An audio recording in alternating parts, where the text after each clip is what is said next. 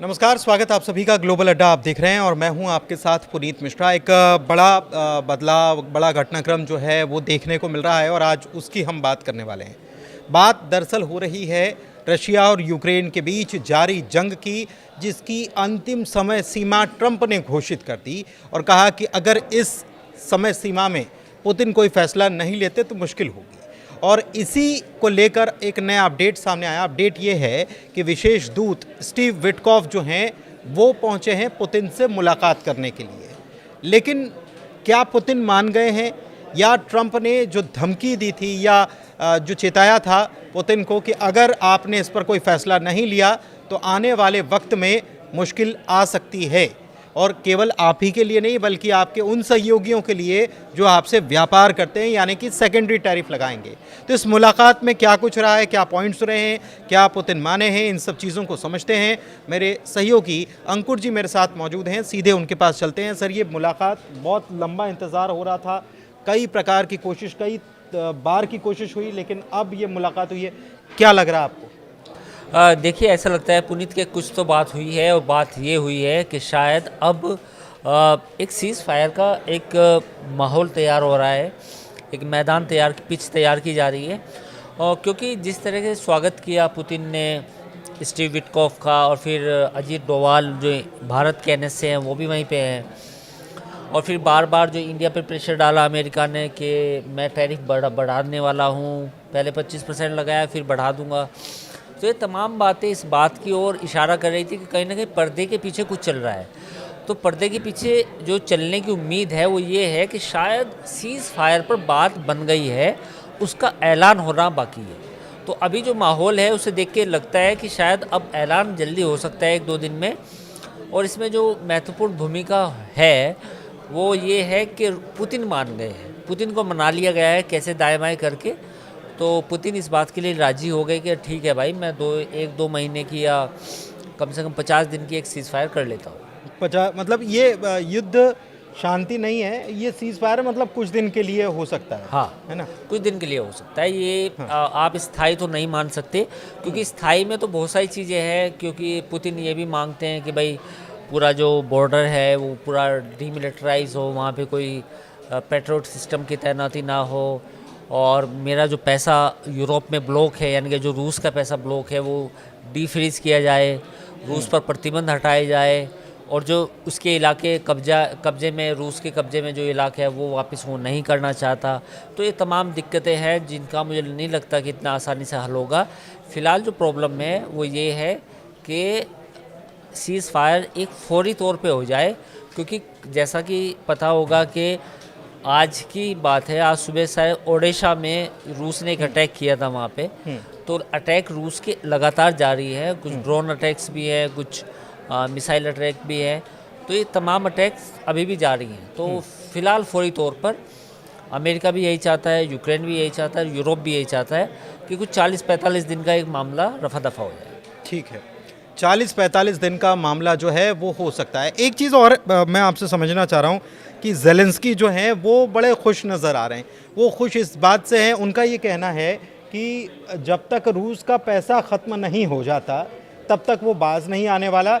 और अमेरिका ने जो बात कही है, एक तो हथियार भी अमेरिका दे रहा है और दूसरी तरफ अमेरिका ये भी कह रहा है कि अगर आपने कोई डील नहीं की या युद्ध विराम पर कोई शांति या कोई सहमति नहीं बनती तो आपके लिए बहुत मुश्किल होगी। और ज़ेलेंस्की इस बात के इससे बड़े खुश हैं। देखिए, जो पुनीत आपने सवाल पूछा है उसका जवाब ये है कि जेलेंस्की इस समय मौज में है। मौज इन द सेंस कि अगर युद्ध विराम होता है तो उसका श्रेय भी वो खुद लेने की कोशिश करेंगे और अमेरिका को भी खुश करेंगे कि देखिए चलो मामला 15-50 दिन के लिए जान बची। और दूसरा मसला ये है कि जेलेंस्की को ये अपने आप को प्रोजेक्शन दिखाने में लगेगा पूरे यूक्रेन को कि देखो रूस का सारा माल ख़त्म हो चुका है, उसके बाद कुछ बचा नहीं। और जो हमने ड्रोन अटैक किया था रूस के अंदर जाके, वो भी एक बड़ी सफलता थी। और यूक्रेन जो है रूस के सामने बिल्कुल नहीं झुका। तो जेलेंस्की इस बात को इस तरह प्रोजेक्ट करने की कोशिश करेंगे। लेकिन सच्चाई क्या है? सच्चाई ये है कि अमेरिका, यूरोप और यूक्रेन, इनके पास रूस के साथ सीज़ फायर करने के अलावा कोई चारा नहीं है। उसकी वजह क्या है कि ट्रंप का वो बयान जिसमें उन्होंने ट्रुथ सोशल पे लिखा कि इंडिया और चाइना रूस की वॉर मशीन को फंड कर रहे हैं, उसको ईंधन दे रहे हैं। इसका मतलब ये था कि रूस के पास जो पैसा आ रहा है वो इसलिए आ रहा है क्योंकि चीन और भारत रूस से तेल खरीद रहे हैं। सवाल ये थोड़ी है कि कोई तेल के पैसे से रूस अपनी जंग लड़ रहा है। रूस जंग इसलिए लड़ पा रहा है, वो एक बड़ा देश है, उसके पास ज़्यादा हथियार हैं, वो उसकी जो टेक्नोलॉजी है कहीं ना कहीं वेस्ट के मुकाबले टक्कर की है, या वेस्ट को से भी कई मामलों में सुपीरियर है, इसलिए वो जंग लड़ पा रहा है। तो ऐसे में अगर सीज़ फायर होता है तो सबसे पहला तो श्रेय डोनाल्ड ट्रंप लेंगे। वो कहेंगे देखो मैंने एक और वॉर रुकवा दी। फिर जेलेंस्की खुश होंगे, जेलेंस्की कहेंगे कि देखिए यूक्रेन में मैंने कमाल कर दिया। तो ये श्रेय तो ज़रूर लेंगे, लेकिन फ़िलहाल जो स्थिति है वो ये है कि सारा वेस्ट, यूरोप, अमेरिका, यूक्रेन सब रूस के सामने गिड़गिड़ा रहे हैं। अच्छा, एक चीज़ और है, मैं इसलिए आपसे ये समझना चाह रहा हूँ कि देखिए पहले भी बातचीत हुई, सऊदी में बैठक हुई, उसके बाद फिर इस्तांबुल की तरफ गए और 3 दौर की बैठक वहाँ पर भी हुई रूस और यूक्रेन के बीच। सऊदी में अमेरिका साथ में था और फिर इस्तांबुल गए तो फिर वहाँ क्या अमेरिका ने कह दिया कि मेरे बगैर कुछ होना जाना नहीं है। लेकिन इतने सारे दौर में कुछ निकला नहीं। एक बात ये भी आई कि ट्रंप और पुतिन आपस में मिलेंगे, लेकिन कुछ हुआ नहीं। तो क्या आपको लगता है कि ये ट्रंप की तरफ से जो डेडलाइन दी गई, पुतिन उसको स्वीकार करेंगे? उनका मतलब पुतिन अनप्रेडिक्टेबल माने जाते हैं इसलिए। नहीं, मुझे नहीं लगता कि अगर पुतिन सीज़ फायर के लिए तैयार होंगे तो वो तैयार होंगे, ऐसा नहीं है। उसमें कई बहुत सारी चीज़ें हैं।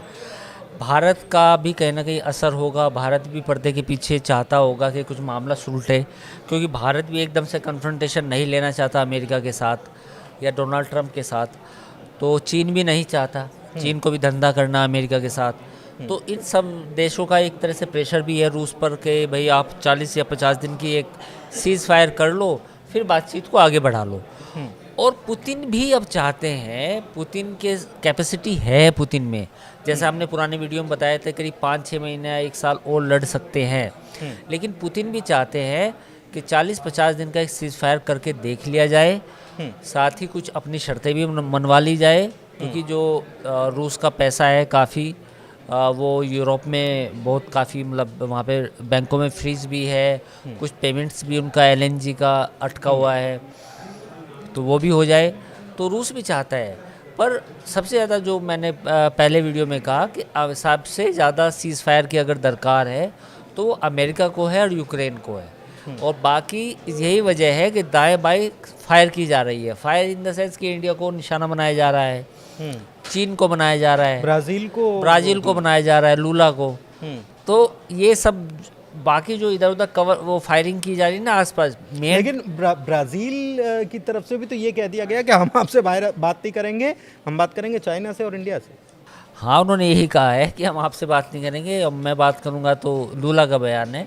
तो ये बेसिकली वही है कि अमेरिका दबाव बना रहा है रूस के सहयोगियों पर, जिसमें चीन है, जिसमें भारत है, ब्रिक्स है बेसिकली, ब्रिक्स पर। और वो चाहता भी है कि ब्रिक्स मजबूत ना हो। और मैंने जैसा कहा था कि ये थोड़ा सा लंबा चलेगा, अगस्त में तो आप मान के चलो। लेकिन ये बात भी है कि अगर 1-2 दिन में अच्छे रिजल्ट आए तो सीज़ फायर हो जाएगा। और अगर ये अब भी नहीं हुआ, यानी कि अभी जो स्टीव विटकॉफ वहाँ पे हैं क्रेमलिन में, और भारत के NSA भी वहाँ पे है, अगर बात अब नहीं बनी तो फिर ये मामला जाएगा अक्टूबर-नवंबर तक। मतलब ये खिंच जाएगा। तो फिर अगर मैं थोड़ा सा अगर वाला सवाल इसलिए कर ले रहा हूँ क्योंकि गुंजाइश कुछ भी हो सकती है। तो 1 हफ्ते की समय सीमा दी है और 1 हफ्ते की समय सीमा तो खत्म होने वाली है। वही मैंने कहा, नहीं माने पुतिन तो क्या करेंगे ट्रंप? तो नहीं माने तो ये मामला खींचेगा 2-3 महीने और। 2-3 महीने और अमेरिका को पैसा यूक्रेन में डालना पड़ेगा, रूस को भी पैसा डालना पड़ेगा, भारत और चीन के साथ अमेरिका की टकराहट होगी, क्योंकि 90 डेज़ का पॉज चीन के साथ है। जो टैरिफ लगाए थे चीन के खिलाफ, उसको 90 दिन के लिए पॉज किया गया था। वो 90 दिन भी पूरे हो जाएंगे, फिर चीन के साथ भी अमेरिका को फैसला लेना पड़ेगा सीधा आर या पार, भारत के साथ भी फैसला लेना पड़ेगा आर या पार। फिर ये दोनों कंट्री भी फैसला लेंगे कि भैया हम जब हम एक्सपोर्ट करने की हालत में नहीं होंगे इतने बड़े टैरिफ में, तो फिर हम एक्सपोर्ट क्यों करें अमेरिका को। तो ये तमाम चीज़ें हैं। तो मुझे लगता है कि इन सब चीज़ों से बचने के लिए 1 हफ्ता का जो ये समय है, इसमें फैसला हो जाएगा। मतलब अमेरिका और मुझे का- उम्मीद इस बात की है, अभी 60% ये मान के चल रहा हूँ मैं कि शायद एक सीज फायर पर बात बन जाए। मतलब प्रेशर अमेरिका का नहीं है, प्रेशर अगर रूस पर है तो उसके बेसिकली सहयोगियों पर। हाँ, ये डोनाल्ड ट्रंप की टैक्टिक्स है। डोनाल्ड ट्रंप ने इंडिया पे प्रेशर डाल दिया, चीन पे डाल दिया, ब्राज़ील पे डाल दिया। टैरिफ हथियार है बेसिकली। नया जो अब अमेरिका का जो वेपन है वो टैरिफ है। तो उस टैरिफ का यूज़ करके वो इंडिया, चाइना, ब्राज़ील पर दबाव डाल रहा है कि भैया रूस को समझाओ, आपसे मेरी लड़ाई नहीं, धंधा कर लूँगा मैं आपसे बाद में, पर पहले रूस को सीधा करो। तो ये ऐसे है।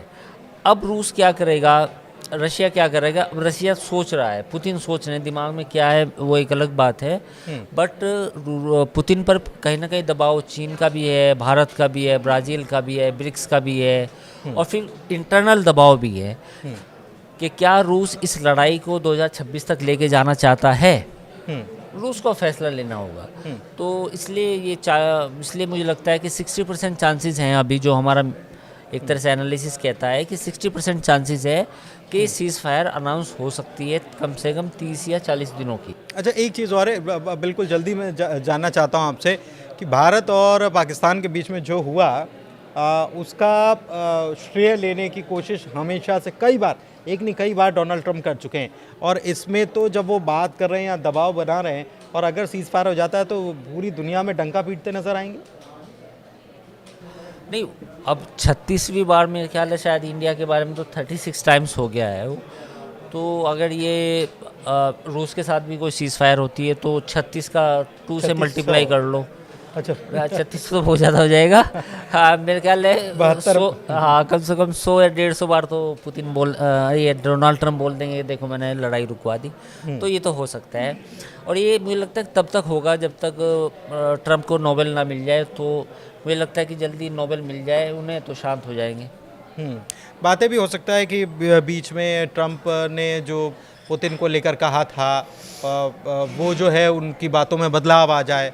वैसे ट्रंप पुतिन को लेकर ही नहीं, ज़ेलेंस्की को लेकर भी उन्होंने मस्खरा और न जाने क्या क्या उनको कहा था, तानाशाह तक बता दिया था, फिर पुतिन के बारे में भी कहा था। फिर हो सकता है कि आने वाले दिनों में बहुत अच्छे दोस्त हैं और दोस्ती फिर से एक बार ट्रंप को जो है वो याद आ जाए और कहते हैं कि पुतिन ने दोस्ती निभाने का काम किया है।